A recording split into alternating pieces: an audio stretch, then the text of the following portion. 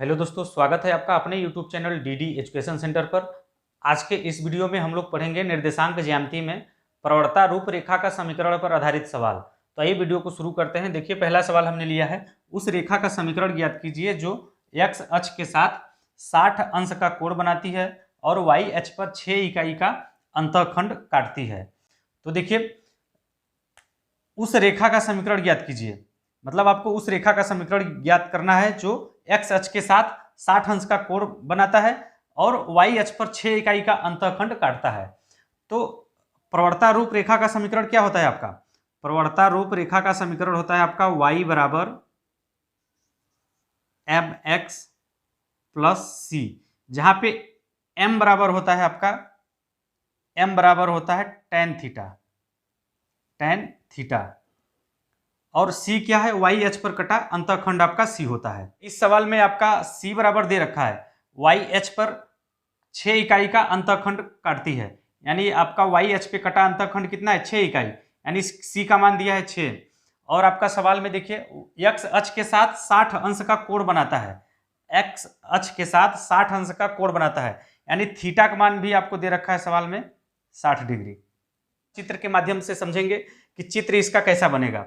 देखिए, y अक्ष पर 6 इकाई का अंतःखंड काट रहा है, आपका ये y अक्ष है और ये दूरी जो दिया है आपका 6, ये धनात्मक दूरी है। यहाँ से मूल बिंदु से y अक्ष पर ऊपर चली गई दूरी धनात्मक और मूल बिंदु से y अक्ष पर नीचे चली गई दूरी ऋणात्मक होती है। 6 इकाई का अंतःखंड काटती है y अक्ष पर, तो हमने मान लिया कि y अक्ष पर आपका 6 इकाई का अंतःखंड यहाँ पे काट रहा होगा। और क्या x अक्ष के साथ 60 अंश का कोण बनाती हो, x अक्ष के साथ 60 अंश का कोण बनाती हो। अगर देखिए, यहाँ पे दो ही पॉसिबिलिटी है, रेखा या तो ऐसे होगा या तो ऐसे होगा,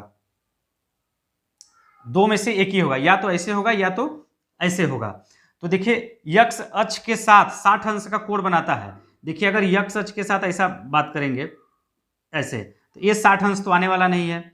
और फिर देखिए, इसके साथ देखिए, ये देखिए 60 अंश का झुकाव आपको लग रहा है, ये आपका क्या 60 अंश का झुकाव लग रहा है। एंटी क्लॉकवाइज एरो लगाते हैं, तो देखिए ये आपका होता है 60 अंश, यानी आपका रेखा यहाँ पे ऐसे नहीं होगा, क्योंकि जो एंगल है x अक्ष के साथ 60 अंश का कोण बनाता है ना, तो 60 अंश का कोण आपका यहाँ पे बनेगा ऐसे, ये होगा रेखा। इस रेखा का समीकरण हमें निकालना है और ये आपका यहाँ से यहाँ तक की दूरी जो है 6 इकाई है। यहाँ से मूल बिंदु से यहाँ पर y अक्ष पर चली गई दूरी या y अक्ष पर कटा अंतःखंड का मान या माप जो है 6 इकाई है, सवाल में दिया हुआ है। प्रवणता रूप रेखा का समीकरण होता है y बराबर mx प्लस सी और m बराबर होता है आपका tan थीटा। तो थीटा का मान सवाल में कितना दिया है? x अक्ष के साथ 60 अंश का कोण बना रहा है, तो थीटा का मान आपका 60 अंश हो जाएगा, tan 60 अंश। tan 60 अंश का मान होता है करड़ी में 3। tan 60 अंश का मान क्या होता है? करड़ी में 3। तो यहाँ से m का मान निकल गया करड़ी में 3 और c का मान सवाल में दिया है y अक्ष पर कटा अंतःखंड 6। तो आप प्रवणता रूप रेखा का समीकरण निकाल लीजिए। तो प्रवणता रूप रेखा का समीकरण क्या होता है? y बराबर mx प्लस सी, m का मान है करड़ी में 3, तो करड़ी में 3 इंटू एक्स और प्लस c का मान 6 है, हो जाएगा 6। और फिर देखिए, इसको हल कर लीजिए आप। y को उधर हम पक्षांतर करते हैं, y को हम अगर उस साइड पक्षांतर करते हैं तो इधर आपका 0 हो जाएगा और इधर हो जाएगा आपका x करड़ी में 3 माइनस y और प्लस 6।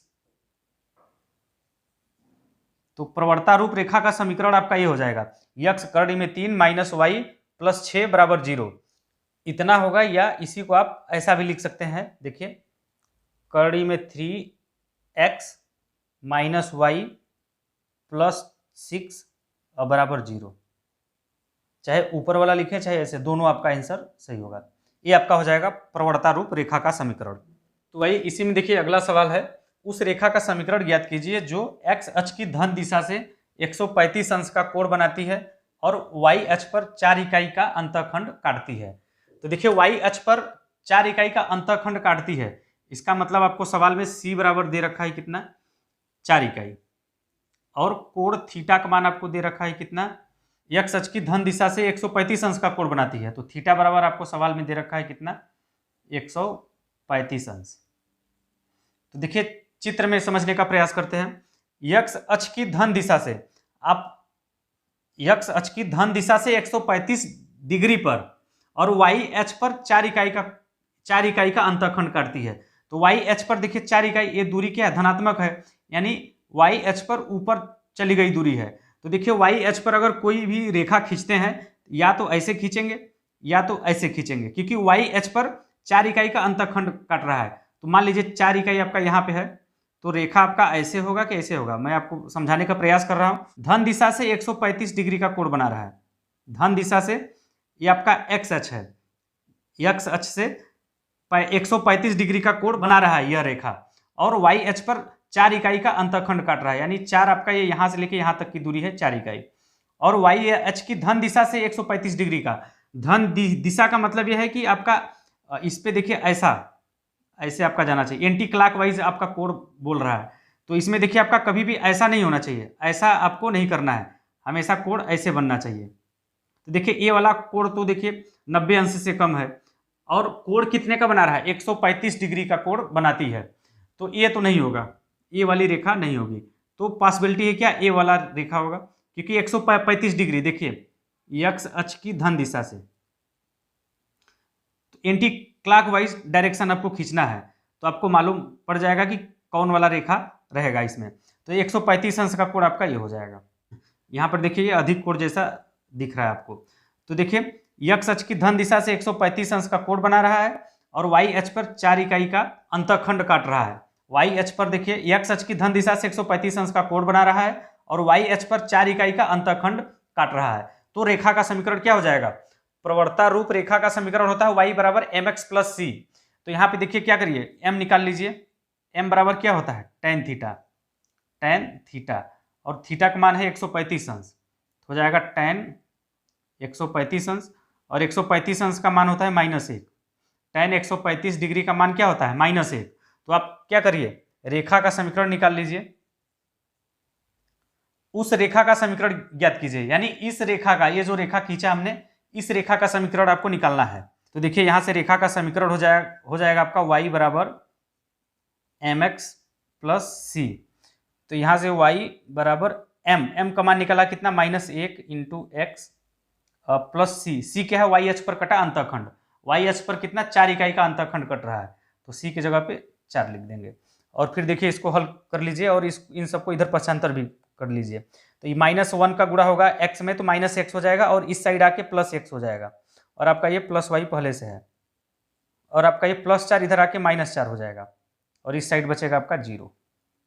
उस रेखा का समीकरण आपका x + y - 4 बराबर 0, ये आंसर हो जाएगा इस सवाल का। देखिए अगला सवाल है, उस रेखा का समीकरण ज्ञात कीजिए जो x अक्ष की धन दिशा से 150 अंश का कोण बनाती है, और y अक्ष पर -5 इकाई का अंतःखंड काटती है।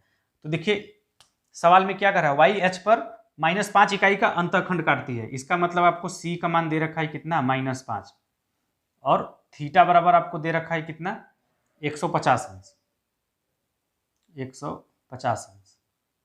देखिए चित्र के माध्यम से हम समझाने का प्रयास कर रहे हैं कि आपको ज्यादा समझ में आए।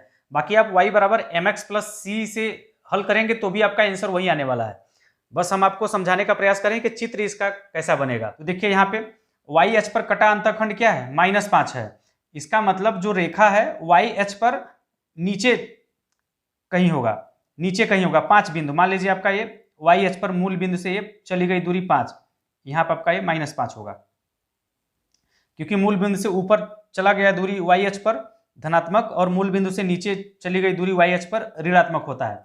तो 5 इकाई का अंतःखंड काट रहा है वाई एच पर, तो इसका मतलब रेखा जो है ऐसे नीचे एक बिंदु होगा, उस रेखा का एक बिंदु नीचे होगा यहाँ पे।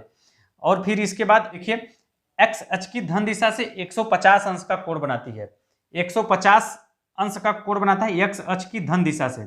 जो रेखा है आपका कुछ है ऐसा बनेगा,